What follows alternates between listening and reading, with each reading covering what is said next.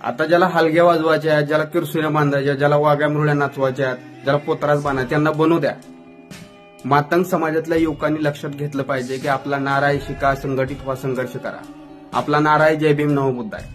आणि म्हणून शिक्षणाच्या मार्गाने पुढे जाणं ह्याच्याकडेच आपलं पूर्ण लक्ष केंद्रित असलं पाहिजे. उगाच कुणाच तर नादी लागून धर्म वाचवायला जाऊ नका. आपली लोक मरतात.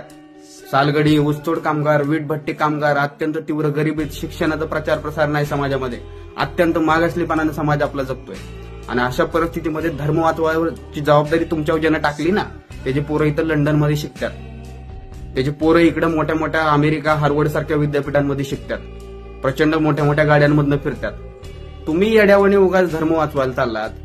त्यामुळे मातंग समाजातल्या युवकांनी लक्षात घ्या की आपल्या समाजाचं भलं कोणत्या दिशेला आहे हे समजलं पाहिजे. उगाच आमचा लय मोठा धर्म आणि आम्हाला तो धर्म वाचवायचा आहे, संस्कृती वाचवायचं वजं तुमच्या खांद्यावर टाकतात.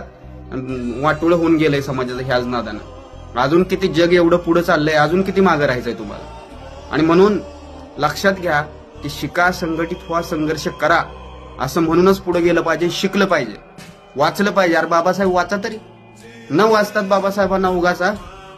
त्यामुळं वाचन करा, समाजामध्ये शिक्षणाचा प्रचार प्रसार करा, समाजामध्ये संस्थात्मक बांधणीचं काम करा, समाजाला प्रगतीच्या दिशेने, अधोगतीच्या दिशेने नेऊ नका, नाहीतर समाज तुम्हाला माफ करणार नाही.